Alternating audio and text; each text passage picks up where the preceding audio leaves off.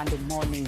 This is TV47 and we're on Monday Blitz, your number one sports talk show. It has been a very busy week. Our national teams, Harambee Stars, Harambee Starlets, Gor Mahia, the winners of the Kenya Premier League, Migori Youth wamepanda to the Kenya Premier League. Yani, a lot has been happening. International friendlies has been there, World Cup preparations, but all in all, you'll get that action right here on Monday Blitz. And of course, you can interact with us on our WhatsApp number 0793267279 and on our social media pages T47 Kenya. And kama kawaida, you know, I'm not always alone. I am with Twiga, Papa Fred Arocho. I know his weekend has been so long. He was in Kangeta and he did what he did best, and we are glad he is back right here with us. Arocho, karibu sana. Thank you very much. How was your weekend? You've been trending these past 2 days.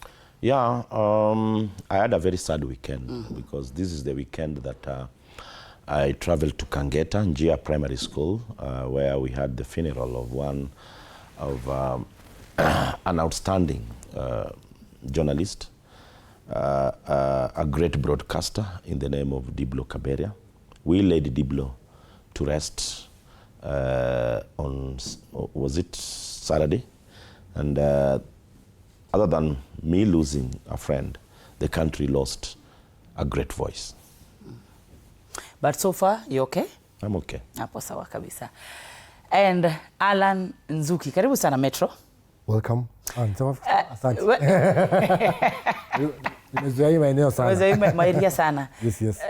Just let me remind you something that you said. Somebody said that they really wanted you on the show today because you swore Arsenal will not win the league, and they won the league. Yeah, how do you feel about that? You said that, actually that guy said they really wanted you today to be here. Actually, it was last week. I received the information.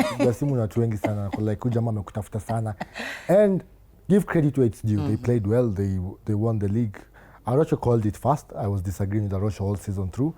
But here they are, they won it. However, I have to give them credit, you know, in as much as we can hate on Arsenal, they did what they had to do. They showcased their class, especially in the last few games against Man City, you know, title race pressure. They showed like, you know, we are meant for this, and unlucky in the final because I believe they played very well in the UEFA Champions League final, but they still lost. However, that's the sad reality of the game, that you can lose by the slightest of margins. However, like Arocho said, football has really lost one of their very own. Diblo, we've celebrated him, especially for people like us who grew up watching football. Diblo was that voice that gave us, you know, hope and inspiration that, you know, we can get to the top, especially back in the days when they used to do it with Arocho. So it's quite a sad day, a sad week, because as football fans, we love our own, and it was sad to see one of the very best commentators in Kenyan history go like that, and we wish the family all the best, and hopefully more and more talents might come up, and we might continue to celebrate what Diblo did for young people like us. May Diblo's soul rest in perfect peace. Now let's start off. Before we start off, let me tell all those who are looking for Alan, he is here today. He is in the studio today. So he's Omawe Murushe, sijui kama uwedu, uko na helmet? Mimi sijui ndaepa. Now let's start with Harambee Stars. They travel for the friendlies, and their first game, they draw. But yesterday, they thrashed Lesotho 4-0. And a lot of people, me being one of them, Kukashif coach, these players, what is this one doing here? But we saw Bajaber scored 2 goals. Arocho, tuanze na team kupiga their first draw, and then jana wakapigana mabao manne. The team is doing well. I wonder why people are really castigating the coach. The first match, I'm sure he's trying to see the several players that have. Look at the fact that in the 2 matches, the only consistent name was the captain, Richard Odada, in midfield, Bajaber up front, and Ronnie Onyango in defense. Other than those 3 players, the rest was shuffled here and there. I think what the coach is trying to do is just trying to look at situations, various players in various situations, and how they're going to react. The first match was a bit tight, but when it came to the second match, you could see the team had already picked some steam, and they had very beautiful passes. I loved what Bajaber did. Mohamed has been unfortunate since he joined Simba in Tanzania. He's not been consistent. He's been having a lot of injuries here and there. I also saw Brian Okoth in goal. Initially, the first match we had Shikhalo as our goalkeeper, but the coach brought in Brian, and we saw some good work from Brian. So basically, friendlies are there to try and help a coach identify players and look at gauge players in various situations, and I think that's what happened in the two matches. We won, and let's not be quite mean to the team when we say that this is a small team. In football, I don't believe that they're small teams. These days, the margin is quite slim when you compare the top team in the world and perhaps the teams that are regarded to be small teams. So a win against Lesotho, for me, is positive. The last time we played against Lesotho, I think I was in Mesoru. We lost 1-0 away, and I think we picked a draw here in Kenya that eventually meant that the team was eliminated in the AFCON qualifiers. So winning against this team, for me, is positive, and let's pick the positives moving forward. Alan, do you agree with Arocho? I have to agree with Arocho because time and again, you have been very critical about Harambee Stars. You know, I feel like in Kenya, since the CHAN tournament, we got this mentality that we have to expect more from our national team. However, it's a work in progress because remember, right now as we talk, we're exactly 11 months away from the African Cup of Nations, which you're going to host. So these friendly matches not only help Benny McCarthy to know his squad, but it also creates this rapport that we have that, you know, these players are playing together. Because if you look recently what Benny McCarthy has been trying to achieve, he's been calling players who are Kenyan but not playing for Kenya, you know, the likes of Zach Obiero, you know, players who have quality, players who are playing in the top leagues in Europe. So getting a chance to gel these players together 11 months before is giving us quite the opportunity. And in the first game, I remember there was a lot of drama leading up to the first game. You know, they did not want the hotel. It was reported that they were not comfortable sleeping at the original hotel that was booked, and then they ended up, you know, having to be delayed for a minute, and then, you know, just a lot of drama. So you can argue that in the first game we were not in the right state of mind. However, coming into the second game, you could see the class that we had. You could see how good we are. You could see who Mohamed Bajaber really is. Remember, he has been criticized a lot because people said he came to the stage, took over, and then disappeared. But it's quite unfortunate. Football is not a fair game, you know. One injury, it's all it takes for you to not be okay. So Mohamed, he has done well, he's back, and I'm sure heading into AFCON, if he can stay healthy, for Simba and for Harambee Stars, he can be a very crucial player because when you look at it, the talent is there. He's one of the best wingers you can have. Good one-on-one skill, very good on the ball, good shooter. So, like Arocho said, let's not put pressure on Benny. The team is doing well. And I'm sure right now, especially since the World Cup is coming, and after the World Cup, the AFCON preparations will intensify. I do feel like we have what it takes to showcase our class, especially at home at the Talanta Stadium.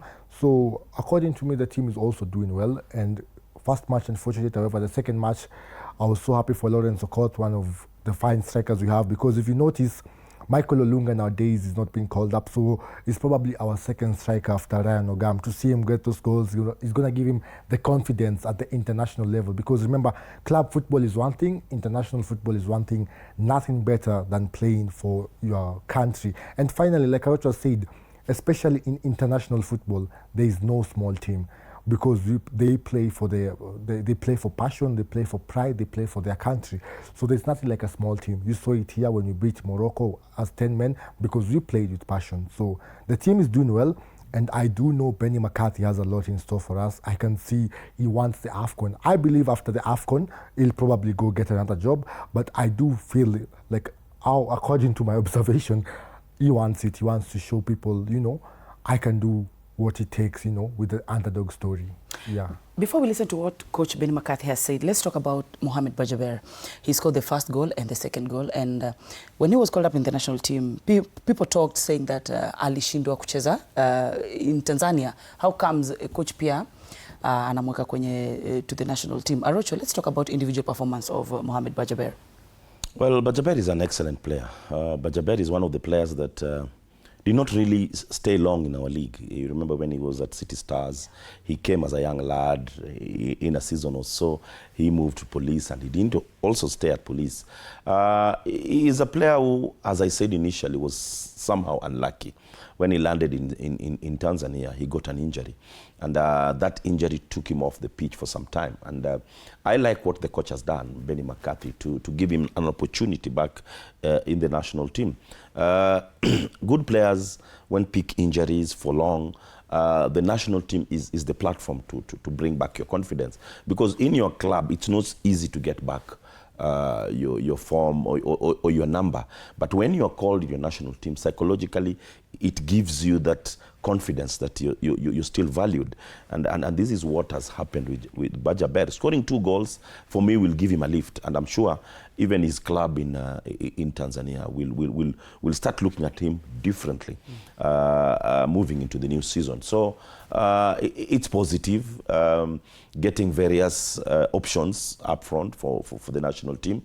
As he's said, we are now looking at the exit of Michael Olunga.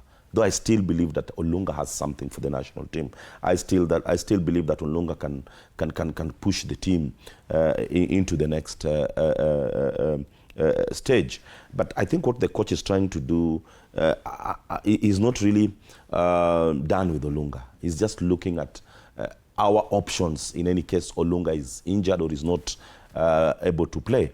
But I feel that Olunga still has a season or so with the national team where he can still provide.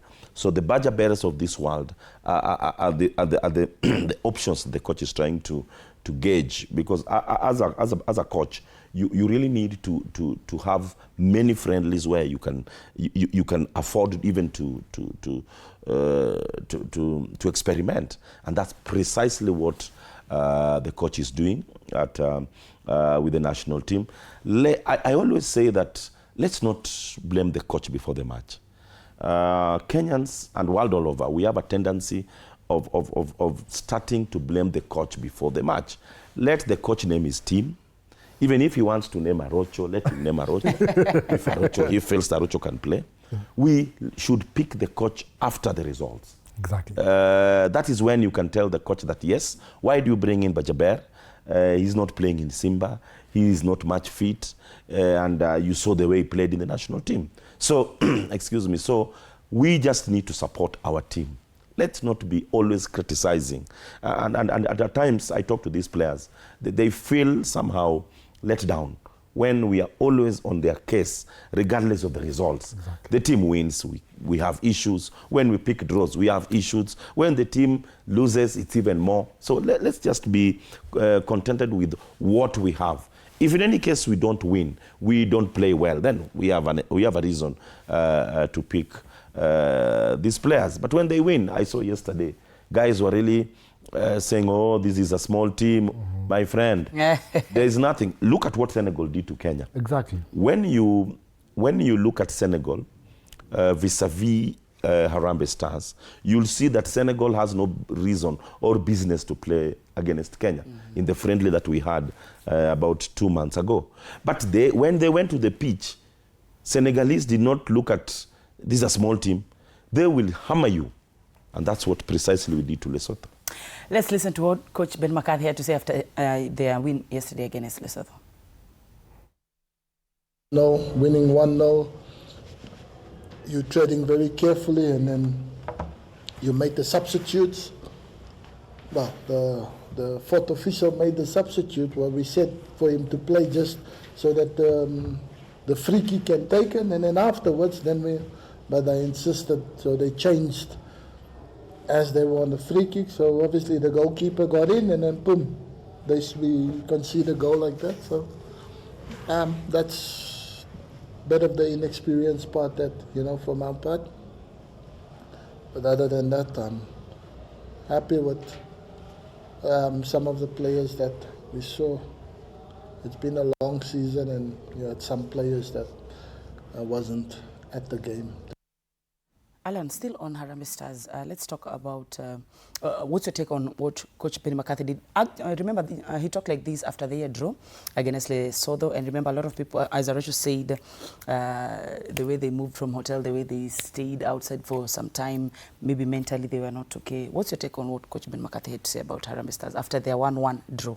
I actually think Benny McCarthy was quite smart with his selection, because remember, before this, we were not supposed to play Lesotho. We were supposed to play against, I think, Afghanistan and the rest of and another country. And however, when it was confirmed that we could not travel there due to logistical issues, we saw McCarthy drop a number of key players. For example, Job Ochieng, probably the competitor for Mohamed Bajaber, who, by the way, Job Ochieng has been in tremendous form. He even got his debut in La Liga in the first game, and also in the last game of the season, he was given his first start by Real Sociedad. So we are talking of the caliber of players we have, and I was lucky enough to be classmates with Job Ochieng, so I know the quality he possesses, especially he's a set-piece specialist, and to see Benny McCarthy allow such players to take a rest, because remember, it takes a lot for a young player to travel all the way from Spain to Kenya just to play against Lesotho. So I do feel, like Arocha said, probably what Benny McCarthy is doing right now is trying to see how the players can gel without key players of the team. Because remember, Michael Olunga, like Arocha said, I do think Olunga has a lot to offer, because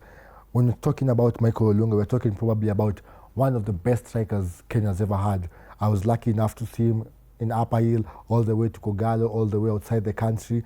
So like Arocha said, Benny McCarthy is experimenting, because let me tell you, when it comes to tournament football, you need character, you don't need talent. You know, everyone is talented. Anyone who's a professional footballer is talented, but the character, because character wins tournament, because they have to have that fight, they have to have that will, they have to want to win and represent their country.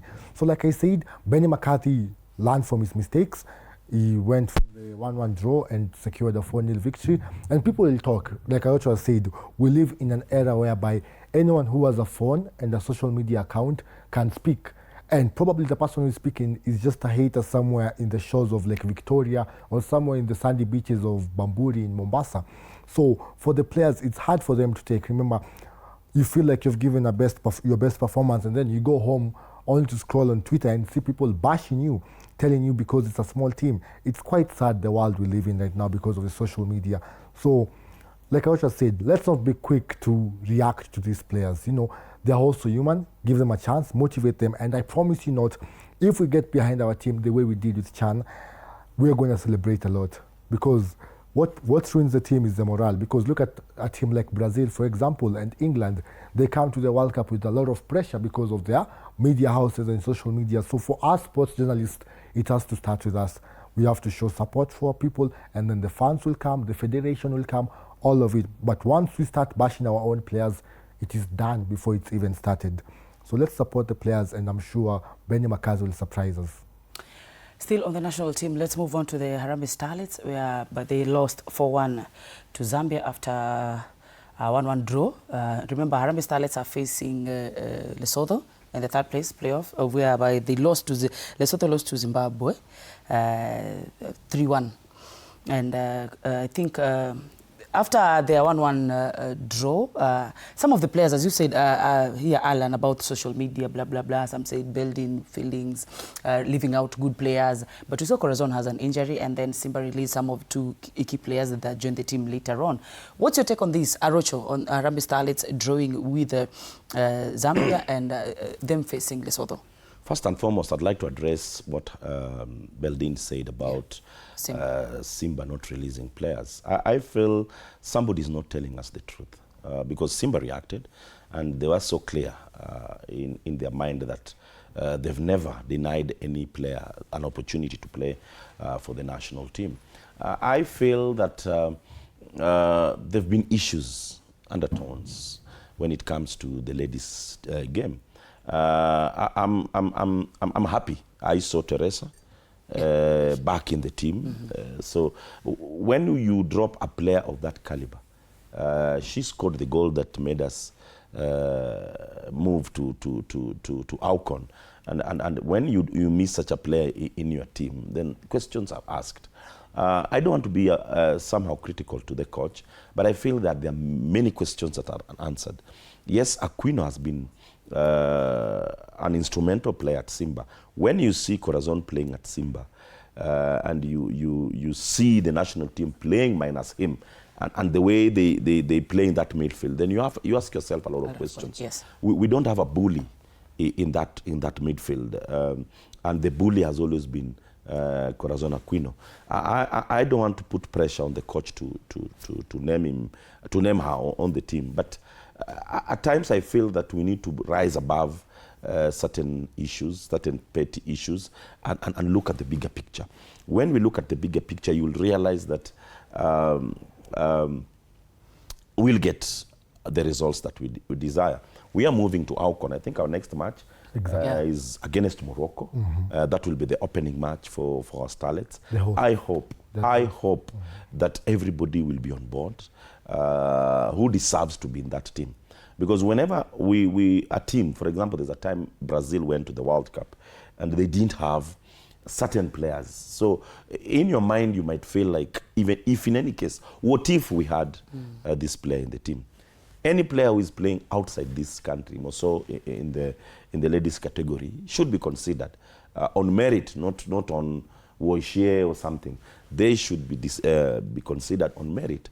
And for me, Corazon Aquino has been performing so well in Tanzania, and there was a time she was even named twice the player of the month for that league. So let's just bring our heads together as a country in terms of women soccer, and I hope that we are going to perform well when we move to Morocco. The under-17 the other day played. I was somehow skeptical when I watched the first match in Uganda. I was in Kampala, and the Ugandans let themselves down. In the second leg, I felt that we had to hold the Ugandans, because in any case we opened our match, then that could have been a catastrophe. So the plan is, well, now we are playing against South Africa. I hope that will make it past South Africa.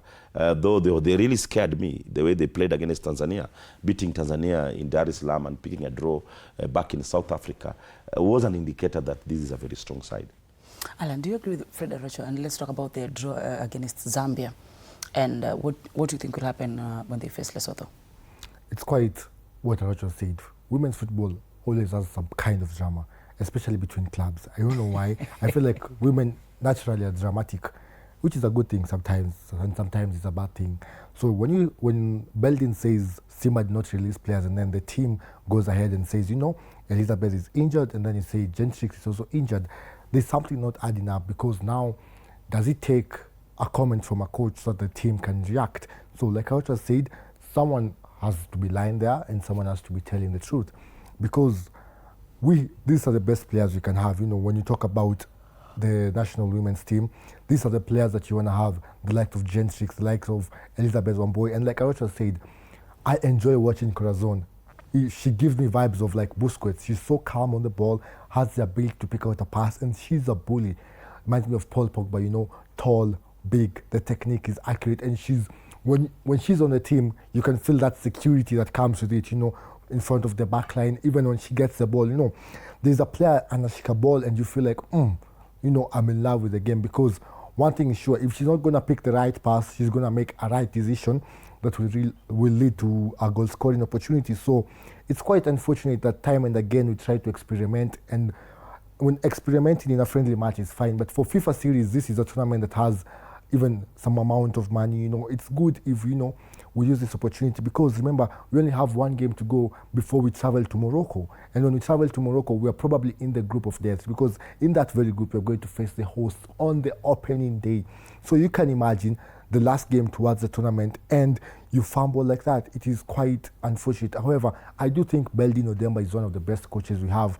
But heading into such a prestigious tournament, this is only our second time since 2016 in our debut. I believe we should be more firm in our decision making. Coach anafaa kuwe anajua kikosi yake sahi, na kama mmekosana na mtu, it happens. Coach anaweza kosana player, make it up, because this is not about you and her. This is about the whole national country, the pride.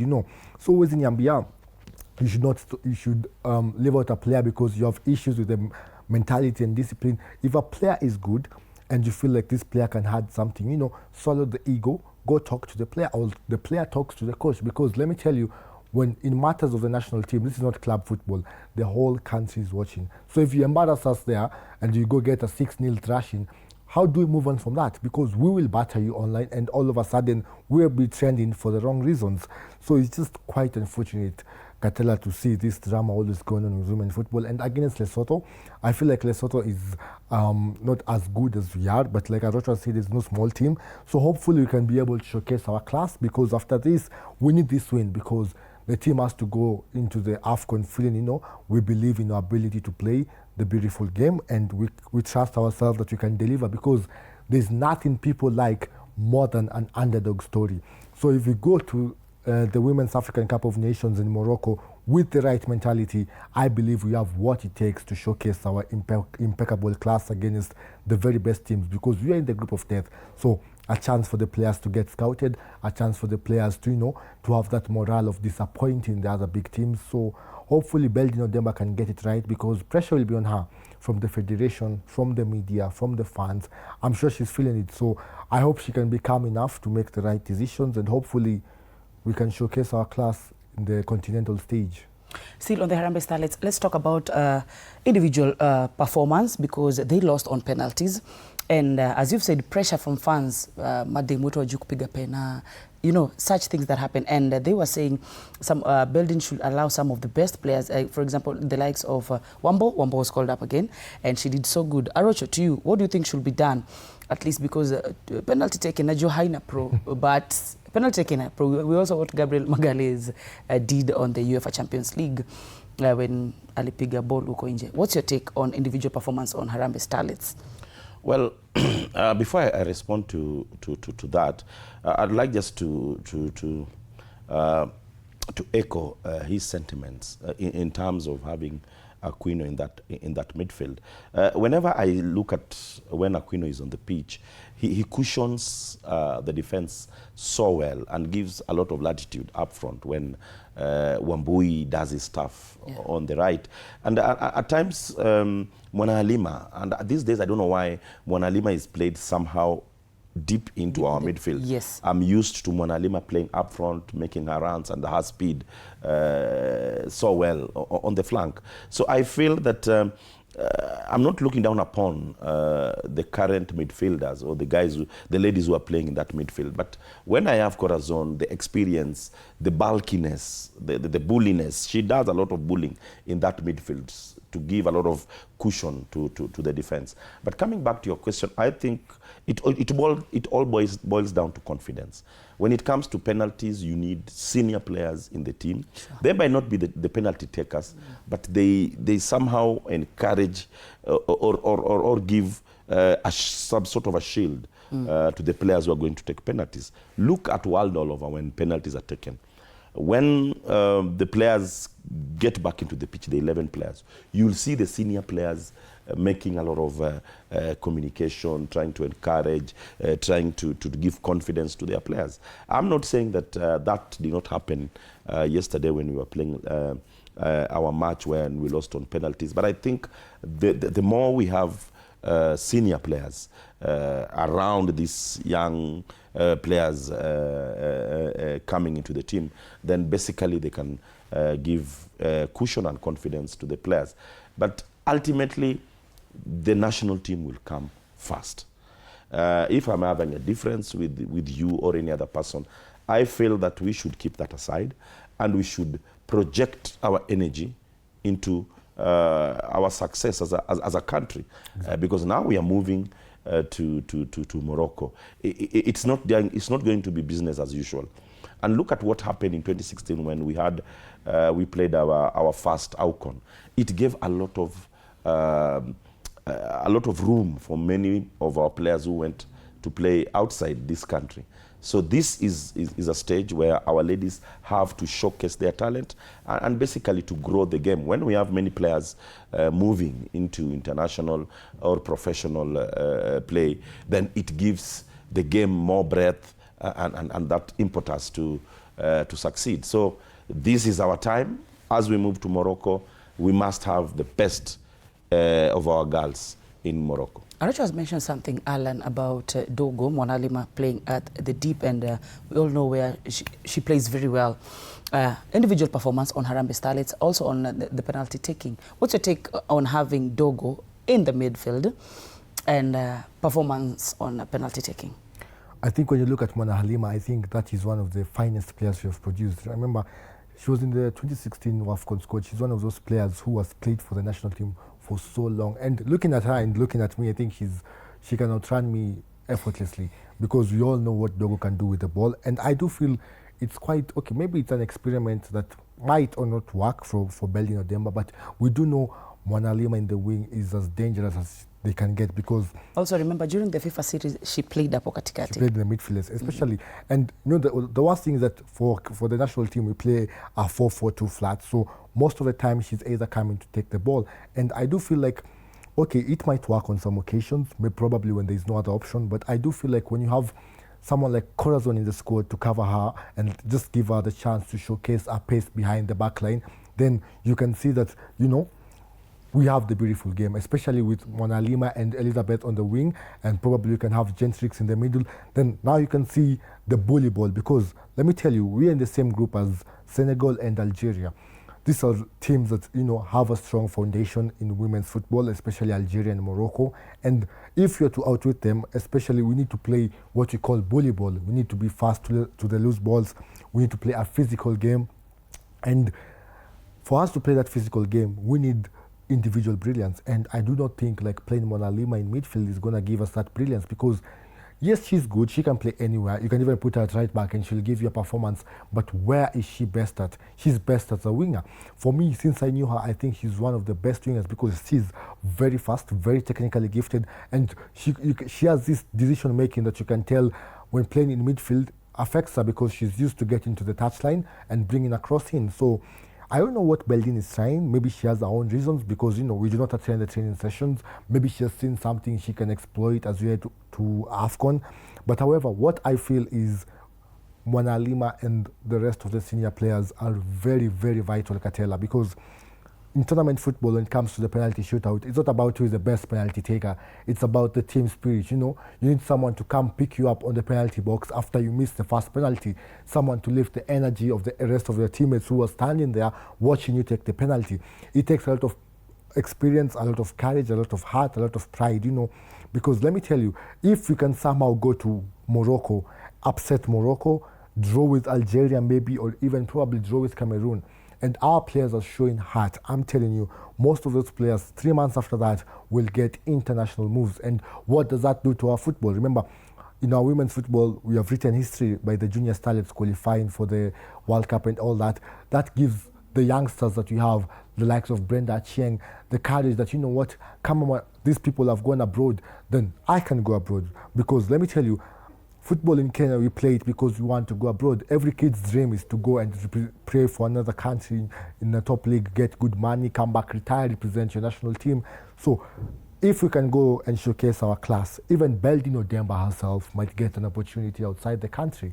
So like Aracho said, kama tumekosiana, tusameane, tukue pamoja, kwa sababu when we go there, we want to show people this is what Kenya is made of, because it's time we get our respect in football. Because if they can do this in WAFCON, and then next year we do it in AFCON, then slowly by slowly we'll be turning ourselves into a true sporting nation, which is what we want for our country. Because remember, economically speaking also, there's nothing that brings more money in the world than football. That is the most expensive industry. We saw what happened yesterday in Monaco in the Formula 1. We had billionaires out there. So having sports as an economic pillar will really help us, and that has to start with our national teams showcasing their class on the continental and global stages. Thank you so much, Alan. Now let's move on. Do you have a bite here, coach? Mr. Director, ama tuendele? Thank you so much. Now let's move on to the Kenya Premier League winners this season, Gor Mahia, whereby they were invited by the President to the State House, and he rewarded each player 100,000, the 10 million award, and then the way he talked about supporting them during the CAF stages and everything. Arocho, to you, that was very good. First, rewarding each player like 100,000. It was a good amount. And what happened yesterday at the State House, I must say thank you to the president. Alifanya kitu fiti sana manze. And so this report was made by Alan. I bet ni wewe ulitengeneza. So let's listen to it before we come to you and Arocho and Alan.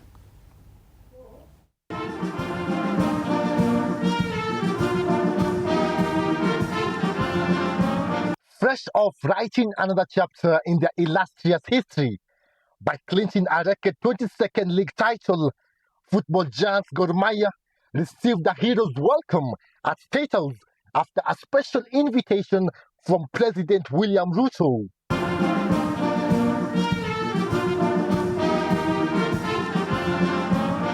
Beyond trophies and accolades, Gor Mahia continues to play a vital role in development of Kenyan football. The club contributes the highest number of players to Harambee Stars. You did it in the African Championships, and a clear testament to your determination and commitment to nurturing talent and strengthening our national team. Your success is therefore not only a victory for your club, but also a victory for football in Kenya. The visit capped off a dominant campaign for Kogalo, who once again showcased their impeccable class by outmuscling their rivals AFC Leopards in the title race and securing a return to the continental stage. As Gor Mahia prepares to represent Kenya in CAF competitions, we kindly request your support, especially the financial bit of it. Carrying the nation's flag on the continental stage comes with great responsibility and great cost. Your backing will not only ease the burden, but also boost our morale to fly the Kenyan flag high. And when the club called for support in their quest to fly the Kenyan flag high across Africa, the president was quick to answer. As you embark on another continental campaign, the government of Kenya will continue to support your efforts and those of other Kenyan clubs as they seek success on the continental and regional stage. The head of state also reaffirmed the government's commitment to sports development, revealing plans to unveil 28 new stadiums across the country next year as Kenya continues to position itself as a sporting powerhouse. The next 1 year, we will have completed close to 28 new stadia in Kenya, including stadia in places where people may think that they are not a priority. In a grand gesture of recognition, Gor Mahia were awarded a 10 million Kenya shillings cash bonus, with each player and member of the technical bench also receiving 100,000 Kenya shillings from the president.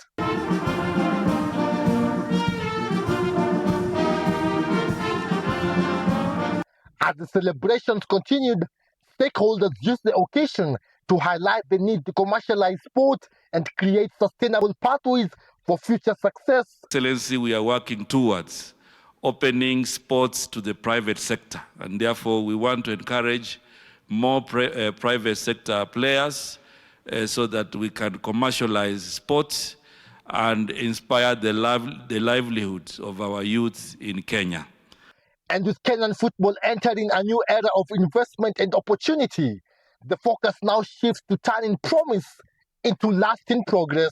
Our motive, our target, is to ensure that we have a long-term partnership where we not only support Gor Mahia and the teams we support in the league, but to bring the level of football up in this country. Ruto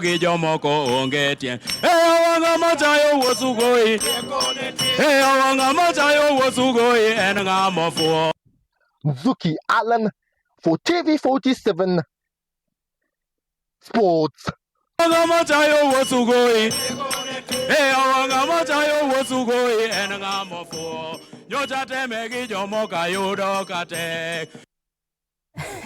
You can see there, Taya Duok, Gor Mahia fan of the season.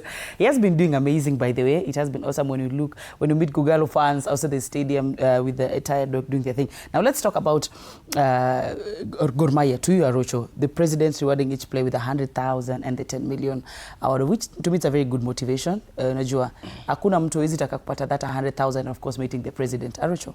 Well, the way I look at it, I'm not even looking at the amount that was given. I'm looking at the gesture. I'm looking at the fact that the head of state gives time for the game. And that's why I feel that at times as a country, we are letting down our president. Look at the issues that have been coming out after AFCON, the allegations that have been coming out. Yet the president is trying to put a lot of effort in the game. Initially, there was a tournament that was supposed to be played, which the president was behind it 100%. I don't know what happened about that tournament. So I feel as the football family at times, we let down our president. But coming back to yesterday, Gor Mahia are currently riding high. They are enjoying and they are basking in their glory. But I hope that they are planning for the Champions League. Well, what I mean by that is winning the league to Gor Mahia is not really big at the moment. Gor have been winning the league all over and over again. Yes, I don't want to take away the fact that they won this league and it should be something to be proud of. But I need Gor Mahia to start concentrating on their recruitment into the Champions League. They need to bring in very quality players. The other day I was watching Simba playing in their league, and you could see the quality at Simba. I was trying to compare the quality at Simba. Those are Gor Mahia's contemporaries around this region. That is Simba, that is Yanga, that is Singida, that is Azam.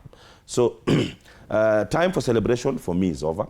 They need to start looking at getting very quality players who are going to adequately represent the country in the Champions League.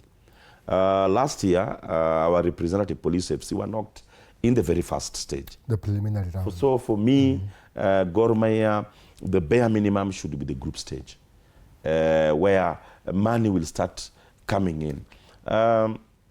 When you play the preliminary or when you just play one round, you don't really enjoy what should be coming in terms of finances into the team.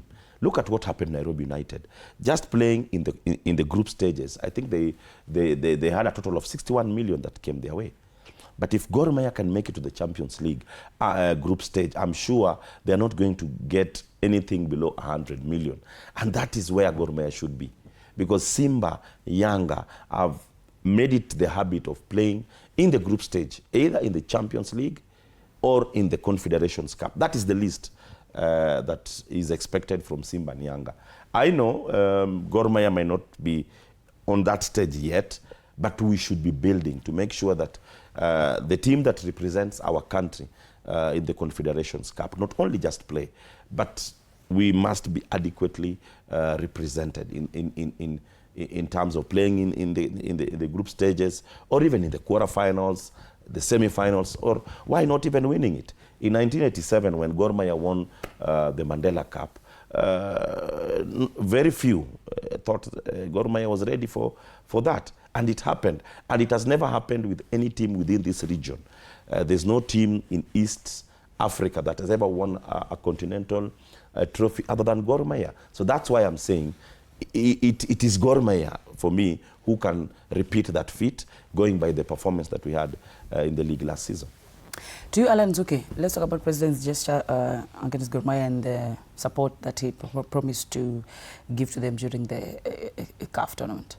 Let me tell you, as a head of state, to have a team such as Gor Mahia caliber, Gor Mahia players to have a red carpet rolled out for you in State House, let me tell you, that is the highest sign of respect you can get from a head of state. And that clearly shows the support that President Ruto has for Kenyan sports, because if there's one thing Ruto has done right, he has consistently shown support for Kenyan sports, not only through football, You saw what he did with Sebastian Sawe. You've also seen what he has done with the likes of Faith Kipyegon, Blitz Chebet, or even the national teams. You know, he has been able to show them that support. And for Gor Mahia to get that support, Katela, really shows the commitment. Because remember, just a month ago when he had this Africa Summit here, he was keen to highlight that one of his main goals is to make sports the key economic pillar of Kenya.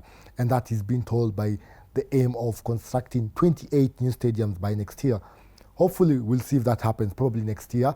But like for Kogalo, this is big, Katela, let me tell you, because the financial aspect of Kogalo this season has been tremendously high, because they've made a lot of profit, Katela, from stadiums, from stadium access to sponsorship deals. They've probably had their best year in a long time, because remember, this year it was crucial for them. It was a tight competition between them and the FC Leopards. They went on to win the title, and after winning the title, they've been able to get very good partnership deals, and that was just capped off by the donations by President Ruto. 10 million Kenya shillings, a lot of money, and also every player getting 100,000, including the technical bench. That is as good as it goes, because it shows, you know what, guys, I'm trying to lift the league with you, so trust me as we do this. But now the main question is, can Kogalo go ahead and do it on the continental stage? Time and again, you win the league title. Okay, you have won it. But we have to make it to CAF. That is the pure joy. You know, that is what Arosho likes, because we both know Arosho likes flying a lot. And that is the beauty of football, when you're able to represent your country in the continental stage. Last year, Kenya Police failed tremendously. Gor Mahia, time and again, have also let us down. Now this time, they were taken to State House. Wakaulizwa mnataka nini? Captain Philemon akasema, you know what? CAF is expensive, you know. Can you take care of us? The president stepped up immediately and said, you know what?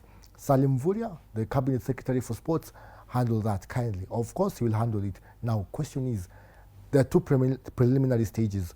First round, 2 legs. Second round, 2 legs. Can you showcase our class so that you can qualify for the CAF Champions League? Can you be grouped alongside the likes of Mamelodi Sundowns, Kaizer Chiefs, Yanga, Simba? These teams, once you can be grouped alongside those teams, I am promising you, some of these players will not see them here. They will get chances abroad, because we do have the class, we do have the quality. The question is, can we show it consistently at the continental stage? One way of doing that is, if we qualify for the Champions League, get a good group and probably make it past the group stage, then you can tell most of our players will be noticed. It only takes 2 consistent performances for a top team to notice you. You don't have to play outside Europe to have a successful career.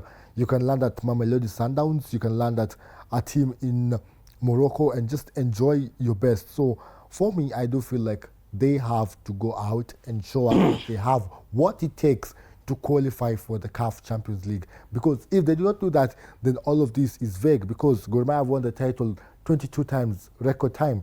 Now they won the CAF, and I do believe they have a good coach, because I look at that coach and he has that aura. It reminds me of Jose Mourinho, a bit of crazy, a bit of too passionate, and I love that. I love coaches who are like that. So if you can transition into the CAF Champions League, I'm telling you, Katela, football in Kenya is going to change, because now the competitors, Kenya Police, FC Leopards, will also want it. Because right now, the way Gor Mahia have gone to the stadium, to the State House, the other teams are like, you know, this could have been us, you know, your motivation you know.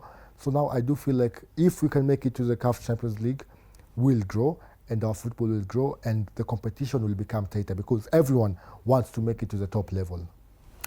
Well, we wish Gor Mahia all the best, and I believe watapata those quality players. Now, still on the Premier League, Migori Youth were promoted to the Premier League, and sometimes back, when Mombasa United were the leaders, I thought they'll be the ones who will be promoted to the Premier League. But now you can see it's Migori Youth were number 1, and then 3K number 2, Mombasa United number 3.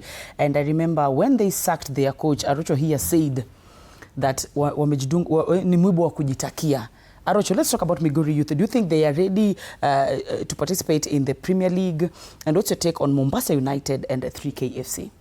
Well, I feel that Migori are ready. First and foremost, I'd like to applaud the fans of Migori Youth. It's one of the teams that is bringing a very huge fan base into this league. So passionate. I saw what happened in Awendo yesterday. fantastic crowd. Soccer, like any other sport, is anchored on fans, and Migori is going to describe that so well in the coming season. Their performance has been good. The previous season, they were around number 4, 5, 6, and they didn't make it. I'd like to applaud their patron, a gentleman called Mark Nyawita, who is the current MP of Uriri.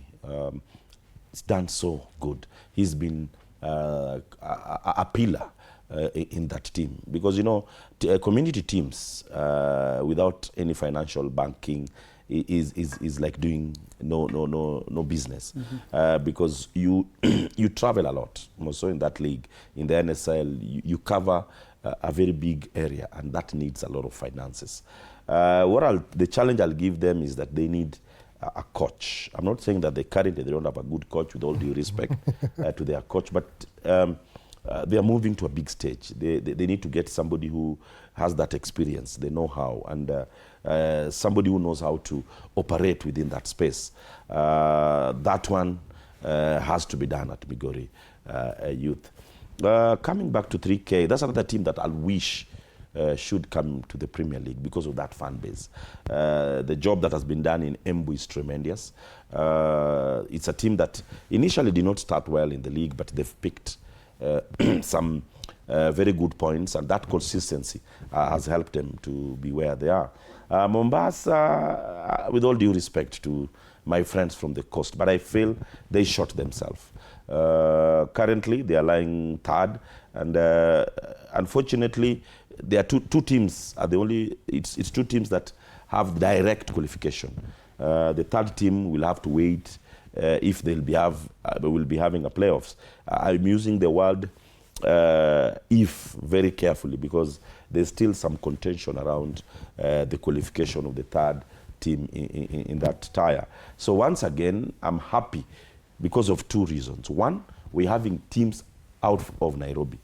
I'm quite reluctant to have another team based in Nairobi. So we'll have many teams in Nairobi, and that for me does not really take the game down there. And two, we are having two community teams getting into the league. I've always been an advocate for community football, because that is where that passion is. You look at teams like Bayern Munich, they are community-based team, just bringing in partners who help them financially. So when we have two teams getting into the league, it spices up the league, and it gives the league that national outlook that at times have been lacking in our league. Well, we are wishing Migori Youth all the best as they join the Kenya Premier League. Now, Director, I'm going to say tunasonga mbele. We move on to the FKF. Right now, let's talk about FKF, the Premier League. The ladies are qualifying for the FKF Premier League. Teams, so far, female teams have been doing so good. Wamekuwa kufanya vizuri, but something has been happening upper ground, because people are saying that the ladies are not given the privilege that the men teams are being given, because you can find a team that is where the teams are playing. You can find Iyo Grau is so good. But let's talk about Elimot ladies, and then the Shabana Starlets and Mathare women walishinda ligi yao wamepanda sana. Let's talk about the league, the Women's Premier League, Arocho. Well, once again, before to release. Once again, good job at Shabana. It just amplifies the kind of leadership that is at Shabana. Why am I saying that? When you see the ladies doing so well, the young lads are also performing well in their league, it just describes the kind of sound leadership that is and the structures that have been laid at Shabana.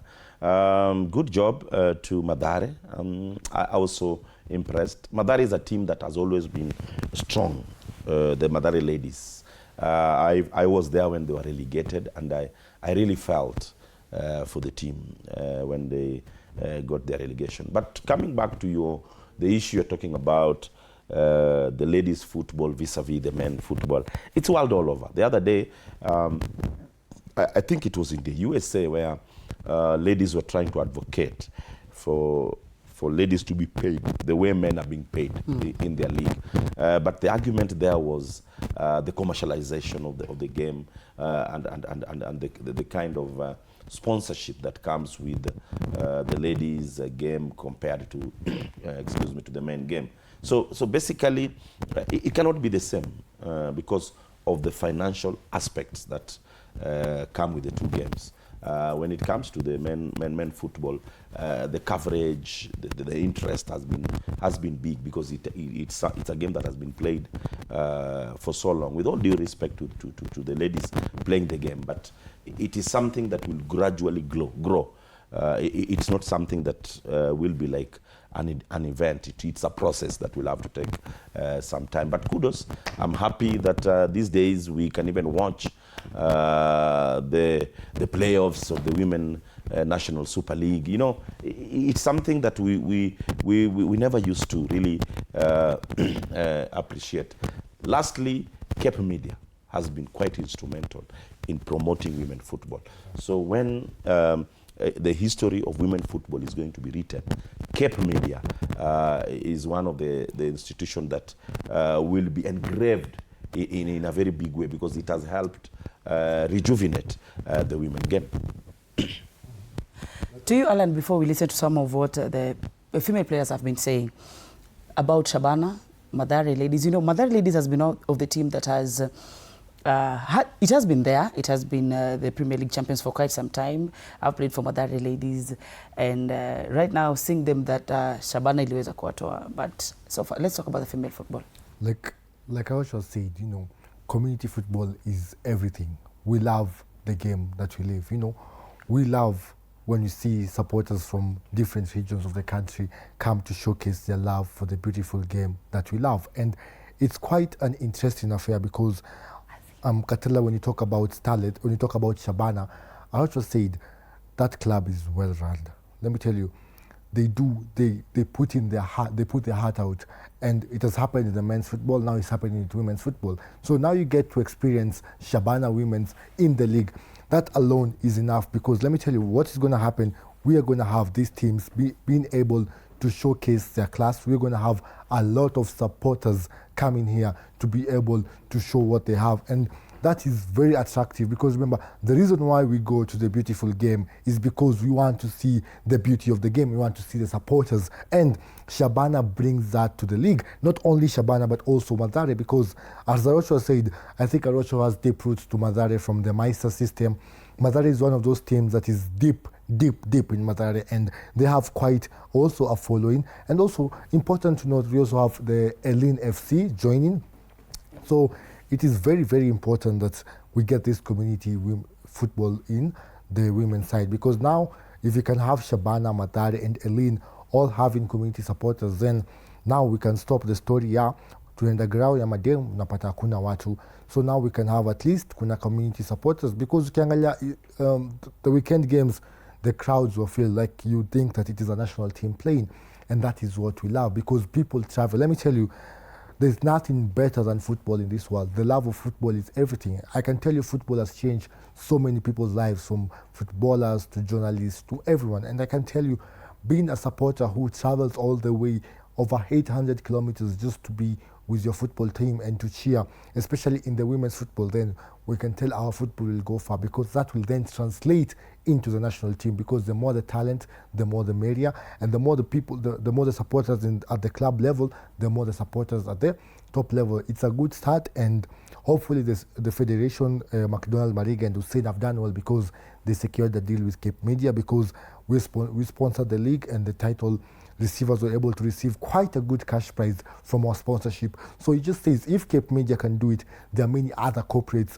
who can do it, and if we can lay the foundation for it, and it has truly shown, because you could see the joy and excitement after the women are promoted into the Super League, into the Women's Premier League. It just tells you, like, you know, we can do this if we all come together, from the federation to the corporate world to the government, and probably in a few years' time we can say that football is Kenya's most profitable business and most profitable industry, and hopefully we can grow from there. I wish to see this team. Imagine having a game of the men game, Kenya Police facing Shabana, and then in the ladies you're having Shabana and Police Bullets. It'll be so interesting. But let's listen to some of the players yesterday, what they had to say. Haijakuwa rahisi, game haijakuwa rahisi. It was a tough game because tulijua opponent tuna face. So the few weeks we had za kutrain tulikuwa tumejipanga vizuri. Na naweza sema game approach yetu imework juu whatever tulikuwa tumeplania imework. And that's why naweza sema tumepata positive result. I'm grateful and thankful for my players and the technical bench.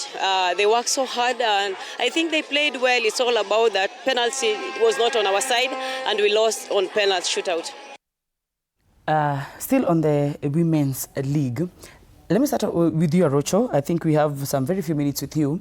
Let's talk about what do you think should be done better to improve on the Ladies Premier League, because coming next season, I see the league will be very, very competitive. Having teams like, as I've said, the Bullets, Shabana, we're having Ulinzi, moving MTG. So, Arocho, what do you think should be done better? Do you think that because there's a time they were saying every male team in the Premier League should be having a ladies team on the Premier League. There was a time it was like that. So do you think should be done better to improve on the ladies Premier League? Well, the federation must clamp the authority on clubs who just have their women team on paper. I can say this without fear of contradicting myself. The likes of Tusker FC, they just have teams on paper. I have watched their Tusker ladies team severally, and it's so pathetic to watch them because there is nothing. That's a very strong one to use. There's nothing relating to that brand in that team.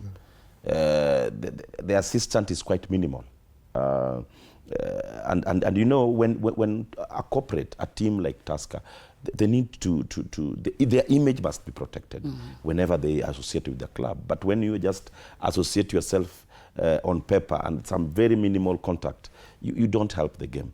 So the federation should clamp the authority, because the moment we have the likes of Tusker, women team coming in, Gor Mahia, fortunately next season making it into the Premier League, Shabana with that kind of fan base, then that's when the league will grow. Not just having teams relating to clubs on paper.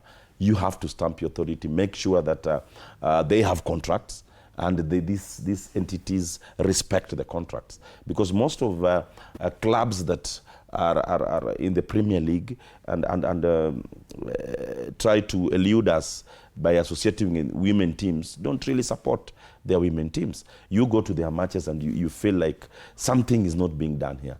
So it's good, yes, the club licensing came, and it is mandatory for a team in the Premier League to have a youth team and, of course, a ladies team.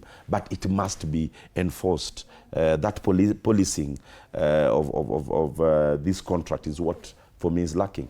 And then, in any case, this happens, then that hype will start growing.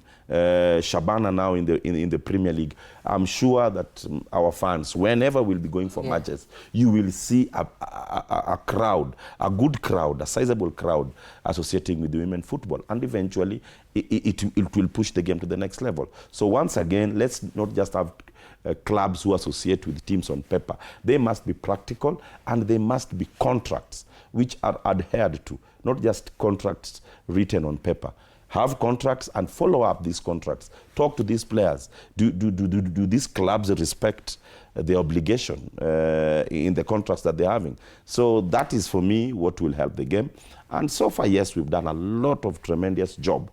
Shabana, once again, welcome. And that's another avenue where I'll be making noise. To you, Alan, what do you think should be done to improve on the Premier League? Because having teams like Ayula Starlets, Bungoma, Queens, the Madira, the Soccer Assassins, and Kibera Soccer Women, what do you think should be done better to improve on the Ladies Premier League? It has to start with the federation. Let me tell you, we can talk about everything that we can do to make football great, but football relies on money. We need to have money. And for you to have money, you need to have funds. And for you to have funds, you need to create awareness. Because I can promise you, even arid football fans who support the Kenya Premier League might not name you all the teams in the FKF Women's Premier League. You know why? Because there's no that awareness. You know, if we can create awareness, we live in an era whereby we can use social media. You know, Arocho is an advocate for that, especially for women's football. Asemanga yende mtetezi wa wanyonge. So you can see, if you can use our marketing structure and set it right by the federation, then the federation can be able to attract, corporate world. Because let me tell you, one thing about corporates, there's always money to be used to grow your brand. And one of the best ways to grow your brand is through football. Cape Media has done that, and you can see most of the people are coming to Cape Media from the women's football side. And what I have to say, it has to start from the federation. First of all, find a way to market your league, get the money, and then most importantly, you need to apply pressure on, like I also said, on teams like Tusker, because Tusker, a corporate team like Tusker, a corporate team like KCB should be having a women's team. It's not about, it's not like they don't have money. They have people they can scout, they have coaches, they have also who they can hire to be their advisor. They have a lot of people who can do whatever it takes to get that team. But if we can have just these corporate teams and these big teams having their women team on paper, like I also said, then we are going the wrong way. That's what I'm saying. It has to start from the federation. The federation has to put in the work, first of all, to market the league, to create awareness, and most of all, seek out sponsors. And then after that, the sport can now grow. And the best way to do that is to get funds, because money does not go where there's no people. The people are the market, they're what attracts the money. So you have to get the funds, you have to create awareness, you have to give me a reason. Why should I go to this game? What am I going to experience? Am I going to get entertained, or am I going to get bored? So you have to make me to sell the idea that this is going to be fun, and then through that we can get the necessary allocation of funds that can grow our league and hopefully get to the top level. Because one thing about Kenya is we are very talented when it comes to women football. Labda tutasema bole wanaume ilitukataa. We can leave that to Senegal and Cameroon, and let's focus on women's football. The same way we focused on women's volleyball, and you see we are the champions of Africa consistently. So let's just put our priorities right, and if we can feed this to both the men's and women's national teams, then we can be very okay in the future. Let me just have a disclaimer there. When I talked about Tusker, they have a team, yes. But when you look at it vis-a-vis the brand and vis-a-vis the men's team, they don't match. Exactly. But KCB, we have a very vibrant team in Madeira, and the support is quite good. So KCB is doing well. I'm just trying to challenge. For example, there's a time I challenged Tusker FC. What they were doing was wrong. And don't you see that Tusker improved? I must give them kudos. When I hit them hard here on this show, they brought in a new coach. Now you're seeing Tusker even playing in the finals. So at times when we criticize, it's not anything personal. We're just trying to create awareness around these teams, because that time Tusker was wallowing down on the log. But the moment I made a very bold statement on this show where I criticized the management at Tusker FC, 4 years down the lane, they've never won anything. And there are times that Tusker did not go for 2 years without an accolade. But what you see is happening there in the finals. And I wish Tusker FC all the best. I don't just hit, I also play. Well, there's something we're supposed to release Arocho. About Migori, telling them to look for a coach. Is Coach Sami not enough, Arocho? No, the levels. We're talking about levels. Levels, yeah. Levels. When they get a heavier task, they improve. Now, I think we'll be releasing you Arocho, anaingia Radio 47 for Gumzo la Sporti, and I think we'll be taking a very short commercial break. Mr. Director. Yeah, so we'll be right back. Arocho, we are releasing him. And then when we come back, we'll be World Cup is starting this week, so we'll be talking more on World Cup. Stay tuned.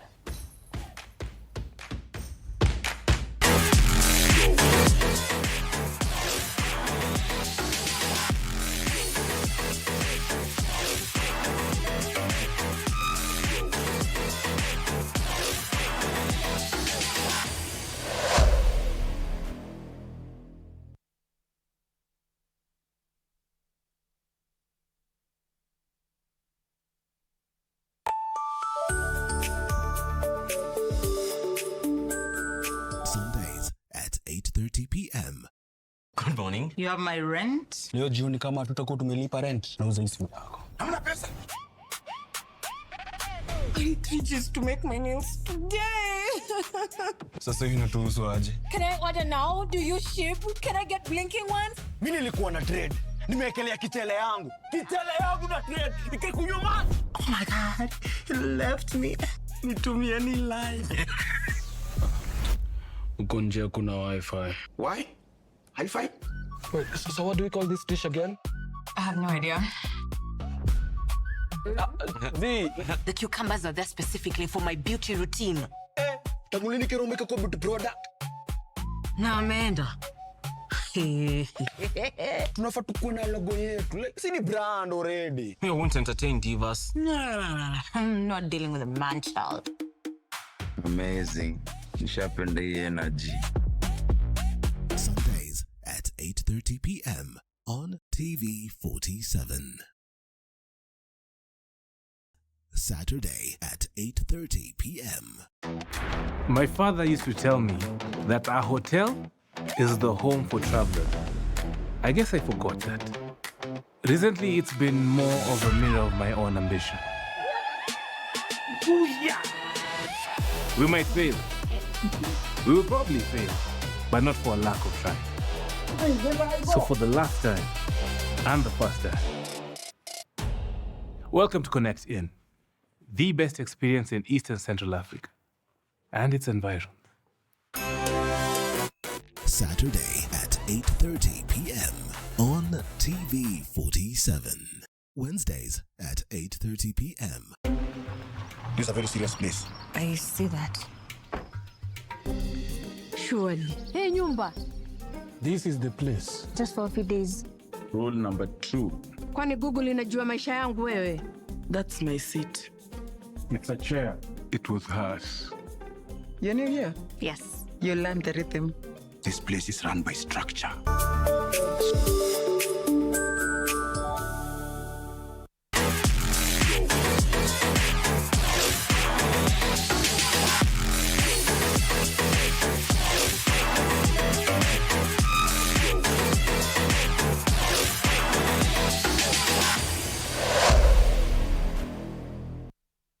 And welcome back to Monday Blitz, each and every Monday morning from 8 a.m. to 10 p.m. with me, Katela Macy.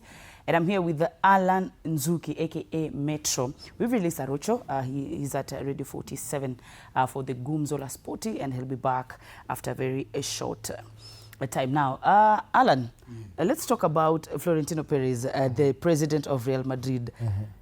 Yani, he won all the 60 votes. Exactly. If I was the opponent, I don't know what I would have done. But so far, so right now, Mourinho is moving to Real Madrid, and they hoped for the 16th UEFA Champions League title. Actually, they're really focusing on that. After Florentino won, he said they are focusing on their 16th. Remember, Real Madrid this season of the Champions League. I don't know if that was the Real Madrid that we knew when it comes to Champions League. Sometimes back when you mention Champions League, the team that will come to your mind is Real Madrid. Ronaldo, Bale, you know, Benzema, there was that. When you hear about Champions League, we hear of that the theme song. When you pass by and see that green bottle, what came to your mind is just Ronaldo. You know. But right now, let's talk about the win of Florentino and Mourinho as the coach coming into Real Madrid. It's quite an interesting affair because Katela, if you look at his rival, Riquelme, he had promised a lot of things that, no offense, even to the naked eye, did not make sense. Because you cannot tell me that you wake up one day and say, if I win the league, I'll sign Haaland. Who are you? Why? Why would you sign Haaland? As Man City agreed. So you could just tell that Riquelme was just trying to do a PR stunt, and he failed miserably at it, because you cannot tell me you're going to sign Haaland if you win.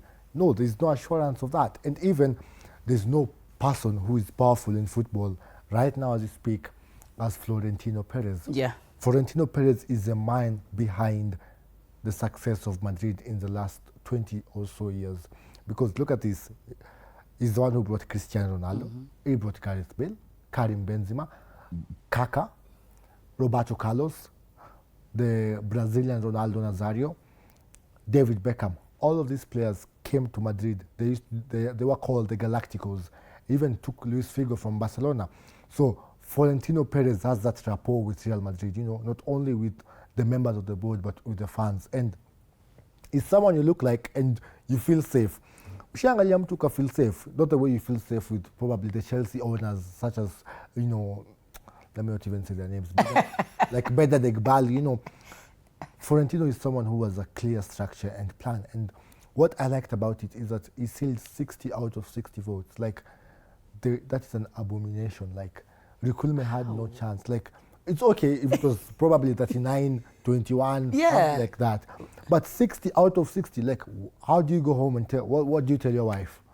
You have used your money to campaign, you have gone to social media, you've paid journalists, you've paid influencers, you've done everything.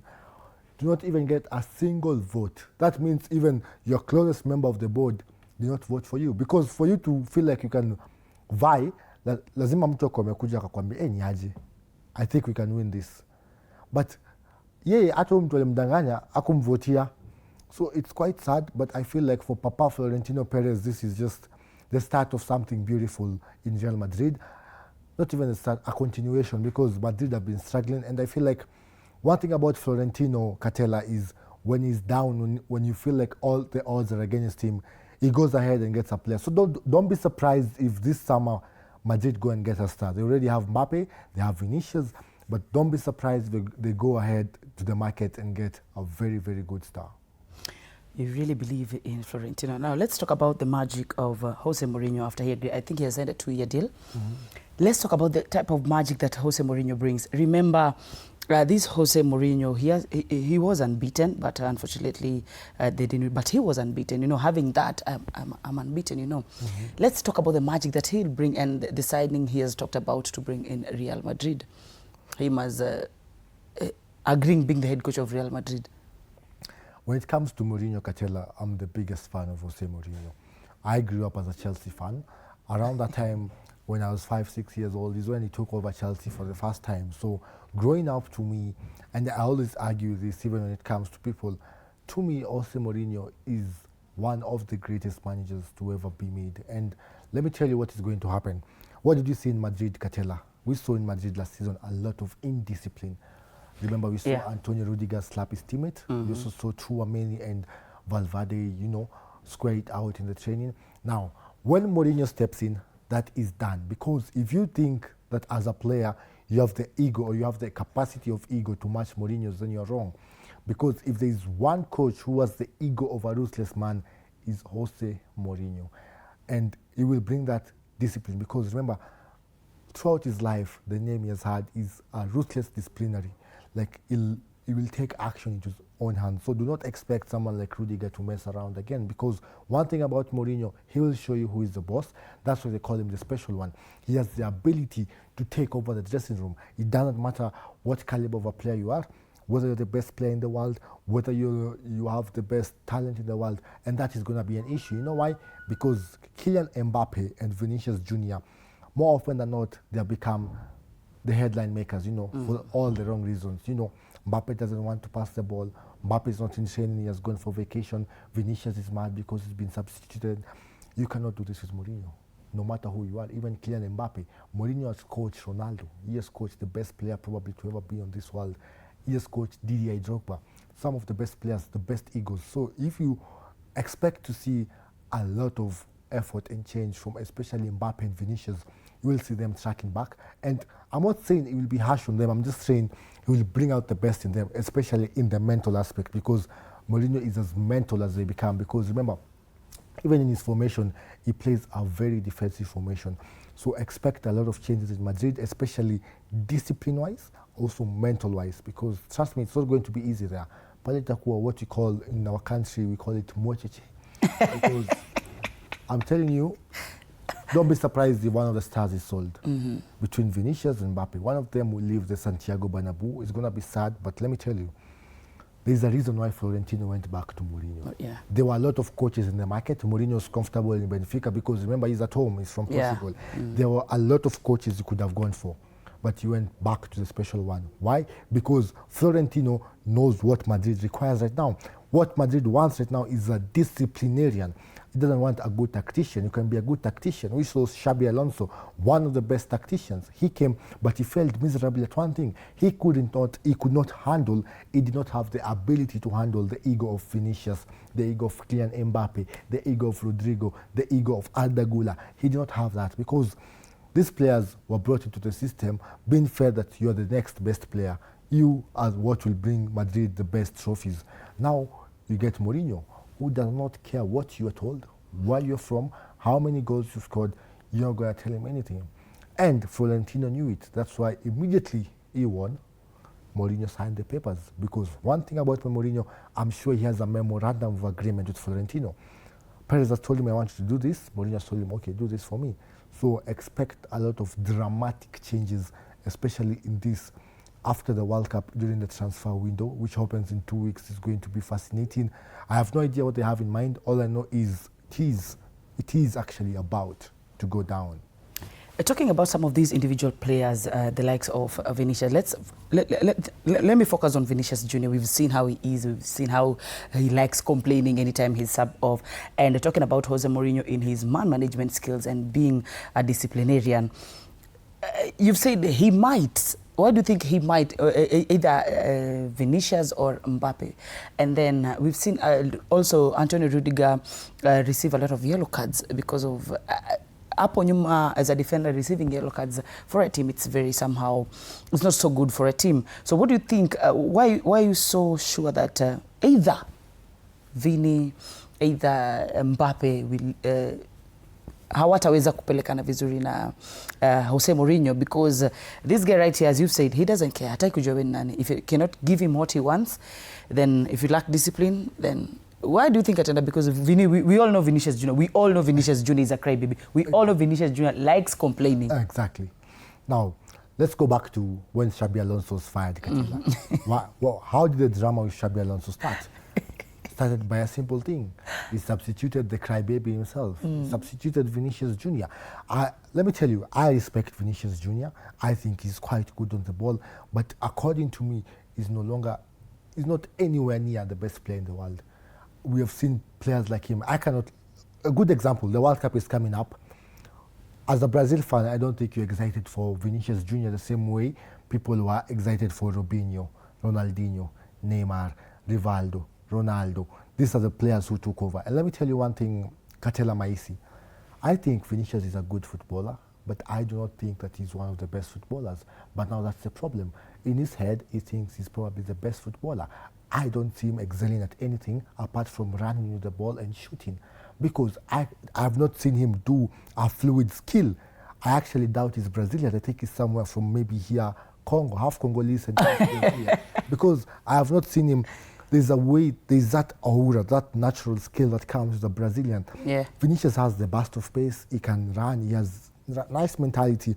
But when you look at wingers before him from Brazil, look at Robinho, the way he carries the ball, the quick step overs. Look at Neymar, the way he just has the ability to be fluid with the ball. Look at the likes of Ronaldinho, one of the best ball handlers we've ever had. Even on the other wing, Rivaldo, Ronaldo Nazario, players who would do it for fun. Even, let's not compare that. Look at his teammate, Rodrigo, is actually more better at caressing the ball than Vinicius. Look at the likes of Coutinho. People who would catch the ball and you feel, oh, magic. But when Vinicius catches the ball, I feel like I'm watching. Do you remember Blackberry Odhiambo? Actually, Blackberry Odhiambo was better. I feel like I'm seeing. Blackberry Odhiambo was good. Yeah, but there was Blackberry so fluid with it.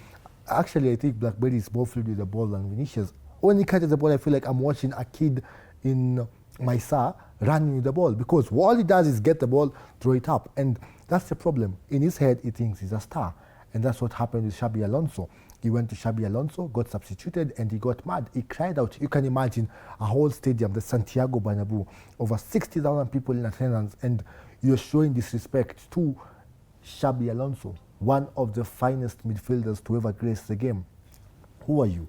Let me tell you, football will always remember Xabi Alonso, but football might not always remember Vinicius Jr. He might just become a by-the-way player, a player who came and went, played for Madrid, had a couple of good things. But to me, I feel he's the one who's going to suffer, because let me tell you, unless he can get his mentality straight with Jose Mourinho, he's done, because Jose Mourinho does not take it from anyone. He does not care who you are. And let me tell you, if he's ever substituted and tries that thing, or maybe go to the media and tries something, let me tell you, it is over, done and dusted for him. And that's for Mbappe. Mbappe is probably the biggest crybaby you have had. But I'll be honest with Mbappe, since she's world-class player, one of the best players we've ever had. Let's be honest about that. But he lacks the ability to be able to be with his teammates. You get, For example, right now he's beefing with Kante. How do you beef with N'Golo Kante?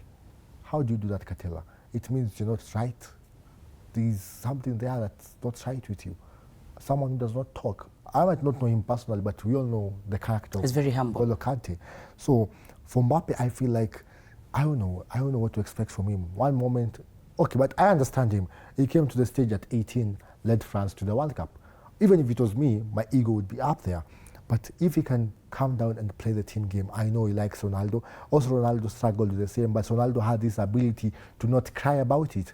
He would get mad on the field, but you would not find Ronaldo in the media crying. You would not find Ronaldo getting mad in front of the stadium or being disrespectful to a coach. There are better ways to do it. You can do it behind closed doors, get mad. But when you do it in front of the Santiago Bernabeu, I'm surprised it's still as Madrid. Personally, if I was Florentino, Vinicius is out. Do you have something personal with Vinicius Jr.? No.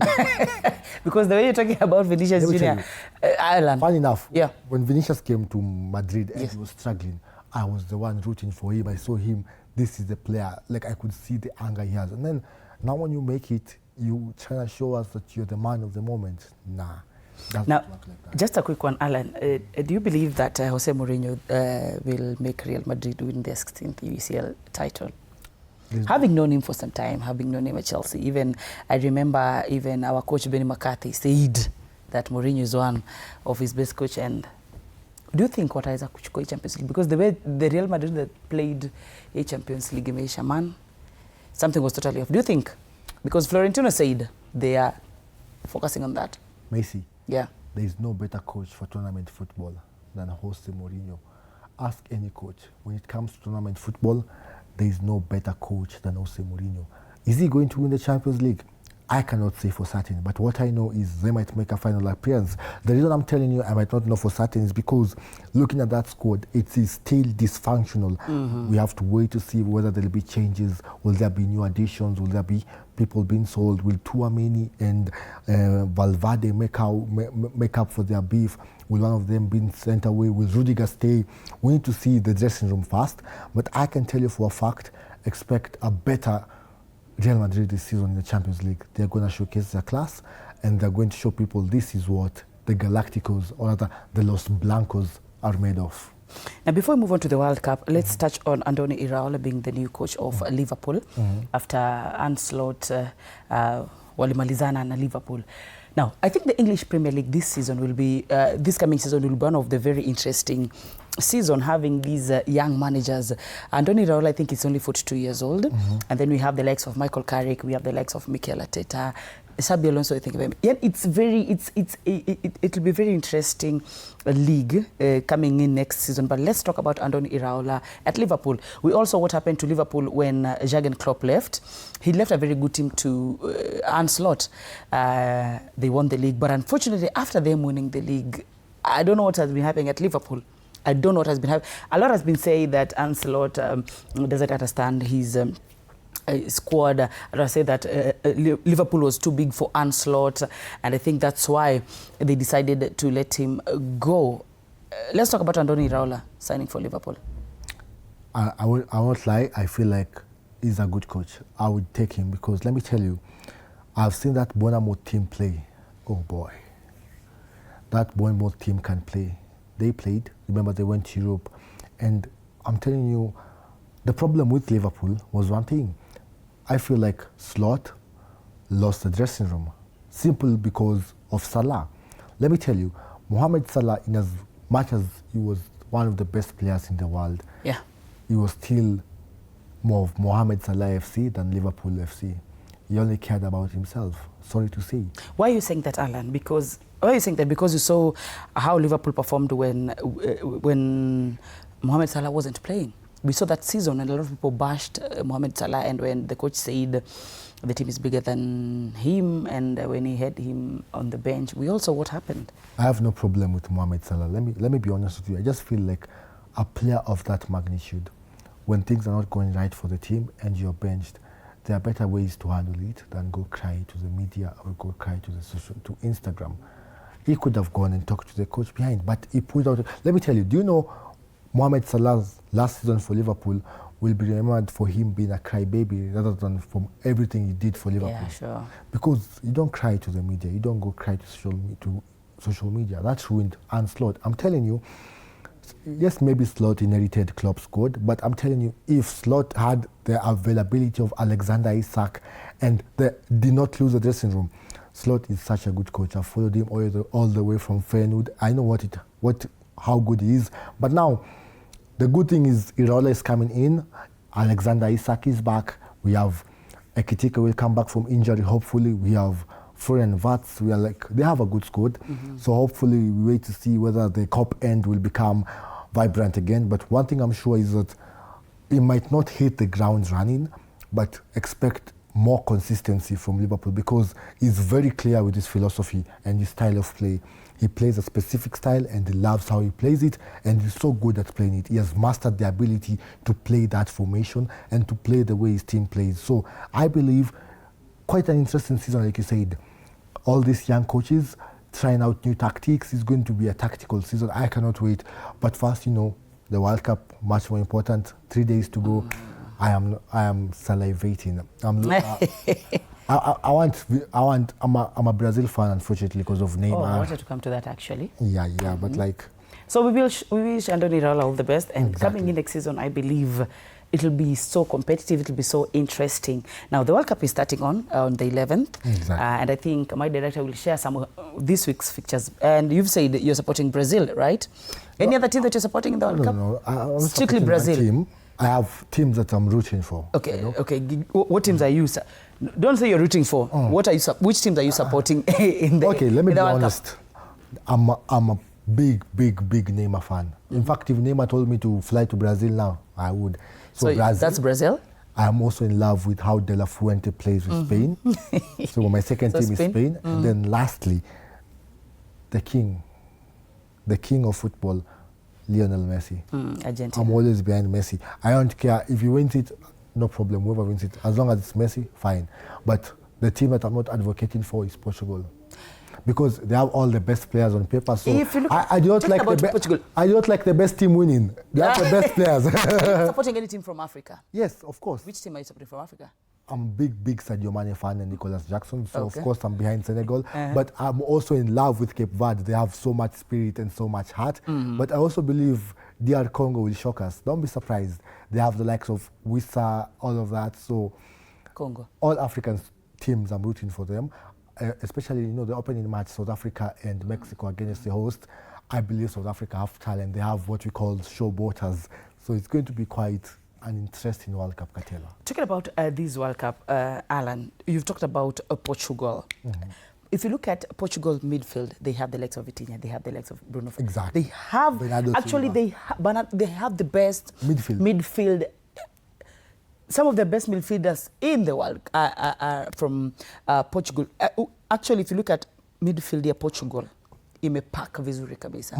And you saw what happened. Let's talk about Portugal.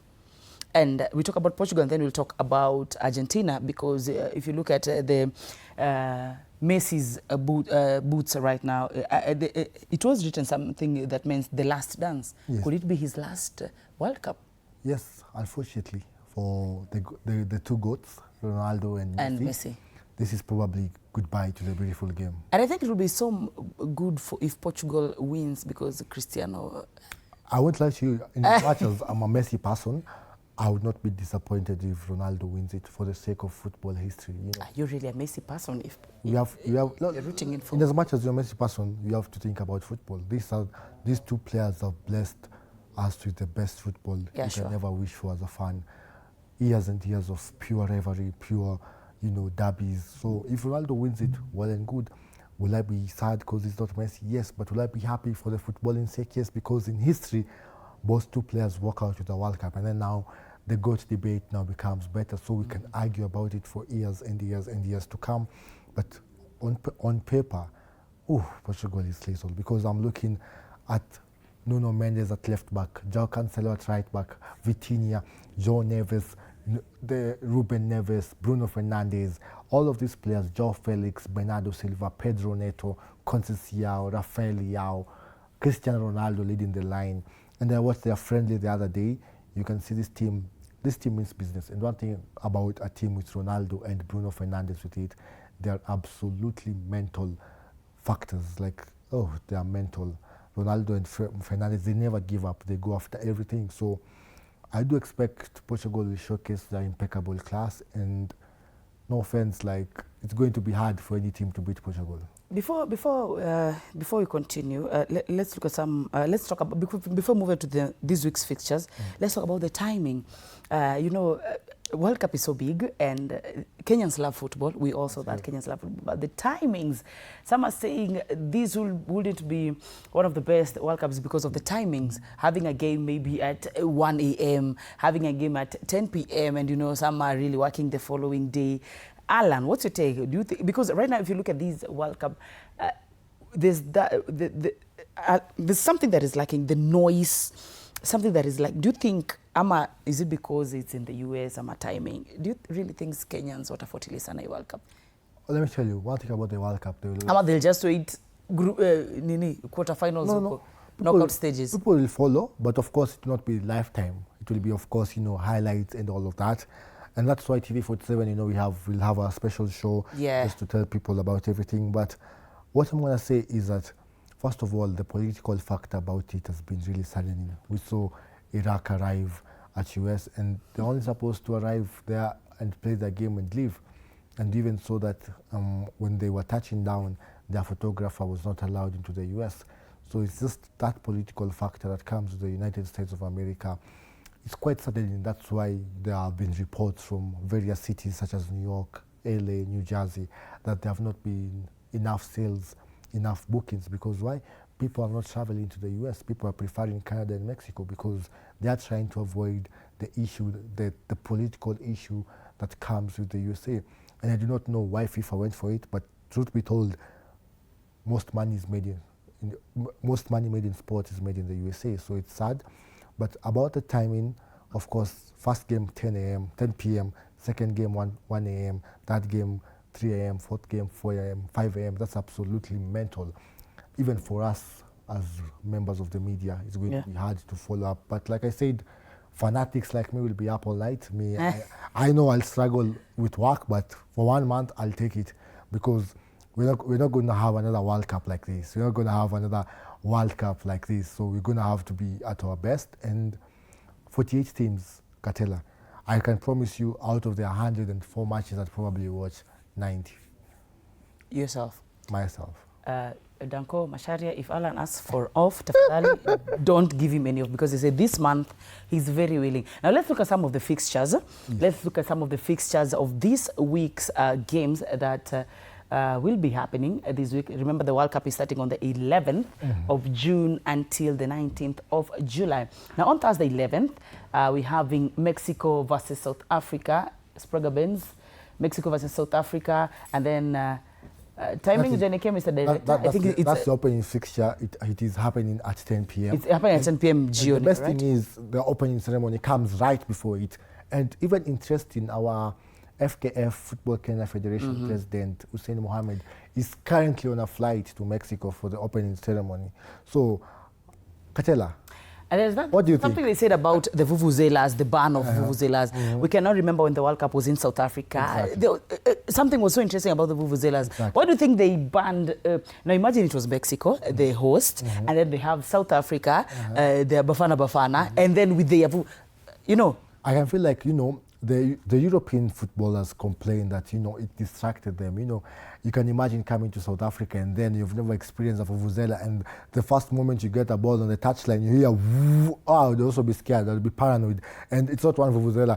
In a stadium of about 60,000, there are 40,000 vuvuzelas. So it was quite disappointing. We love it as Africans, but I can understand where the Europeans are coming from, but they're still like, But you can remember back in 2010, when South Africa were hosts, still the opening fixture was Mexico and South Africa. And we also the kind of the oomph that was there, the vuvuzelas and the African thing. Exactly.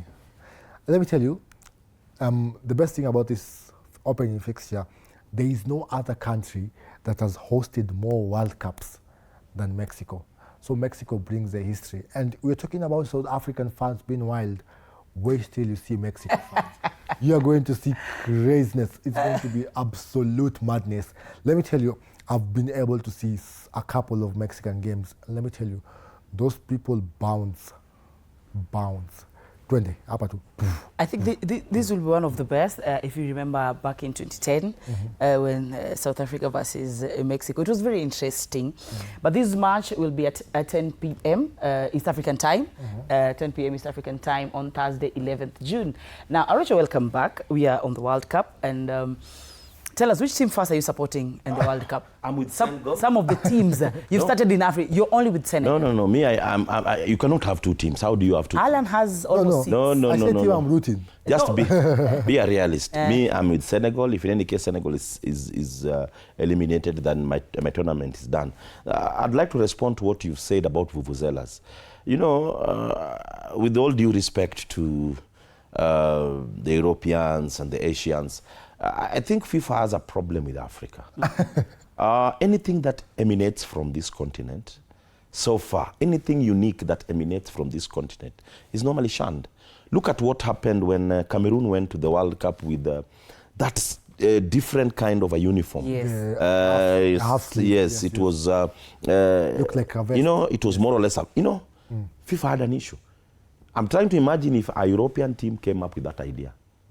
I don't think they could have handled it the way they handled Cameroonians, to forcing them not to put on those attires.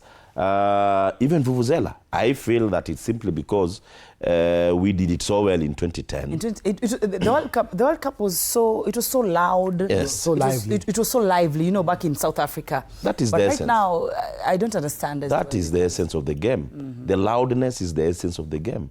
And that's why I feel that whatever comes from Africa at times is not given that weight that it deserves, because it was unique. And you know, vuvuzelas, okay, the challenge, according to the guys who had issues with it, was the fact that perhaps you could not even get to hear the whistle from the referee. But these are things that happen. The drums that are normally in stadiums at times even interfere with guys. But you know, somebody cannot blow a vuvuzela for 90 minutes. Exactly.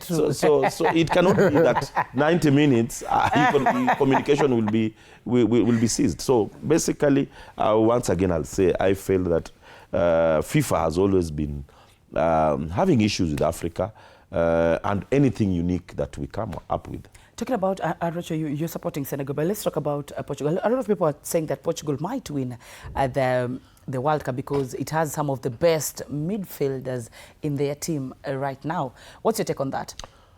Well, it has a very balanced team. Exactly. In the likes of Bruno Fernandes, Cristiano Ronaldo up there, and several other good players. But I feel that they're somehow handicapped with their technical team. I feel that Ronaldo interferes a lot, Cristiano Ronaldo, interferes a lot with decisions in that team. So as a player, your vision might be blurred. You might not really see things the way you ought to see them if you're off the pitch. You remember when they won the Euro, you could see Ronaldo becoming a coach. And for me, that one will be their main undoing, because at times players might favor their people who they are close with, or people who play their kind of game. So I feel that is an handicap, if you ask me. They have a good team, but the technical part might be interfered with one Cristiano Ronaldo. On Friday, we'll also have Canada playing against Bosnia. Can you, Mr. Director, give us the fixtures of this week? Because Thursday starting, give us the fixture on Friday, Saturday. There's an opening fixture on Thursday. Then here is come Friday. And then on Friday we have South Korea versus Czech Republic, and then Canada versus Bosnia. Another interesting match. Exactly. It's a very interesting match on Friday. Do you have another one, Mr. Director? Saturday, USA versus Paraguay, and Qatar versus Switzerland. It's going to be a very busy week. From Thursday, it's going to be something very busy. And to our viewers back at home, I would like to tell you that you'll be getting all these on TV 47. Tutakuletea everything the way it is. Don't worry. Alan is saying he'll stay up all night. So the following day in the morning, you'll be having them right here. Another thing, let's talk about teams like France, teams like Argentina, USA, teams like Canada. We've seen the friendlies. You see a team like France when they were beaten by Ivory Coast 2-1. And others say, is this the team that is going to World Cup? Are these the defending former winners of the previous World Cup? Alan? Like I just said, you know, every team, there's that player that always brings trouble. In France, coach. It's Mbappe, you know, already having a problems with Kante before the World Cup. In Portugal, it's Cristiano. I don't know, like, can you just play football without politicizing football? That's why I like stars, but I feel like let's go back to the old days whereby football stars really enjoy the game. You know, you can do everything else, just don't bring the drama to the football team, especially when it comes to the national team. At club level, do whatever you want. But I feel like in France, if there's going to be a problem, it's going to come from Mbappe. He might score all the goals, but I do feel France will struggle a lot with its ego. Aruchi, do you agree? Well, normally players have egos. Big players come with big egos, and that's why I felt, that's another reason why I felt that Portugal will struggle, because the egos, the players will clash. There'll be clash here and there. But at times it's the way you manage them. And Ivory Coast did so well. Winning against France. It was not a mean feat, winning against France. But look at what happened in the previous World Cup, where Argentina lost. You know, many people, it's lost in many people's mind that Argentina lost their opening match against Saudi Arabia. Exactly. So at times, the way you play in the initial stages might not really necessarily describe how you perform. Being a tournament, you grow a match after the other, and you learn your way as you progress. So these friendlies, yes, they might be an indicator, but it's not cast on stone that the way you perform might dictate, the way you perform in your opening matches or even the friendlies might dictate your performance in the tournament. Well, there you have it. Thank you so much, Papa Freda Rocho. Team Senegal, and then we have Alan here, Team Argentina. Mr. Neutral. Mr. Brazil.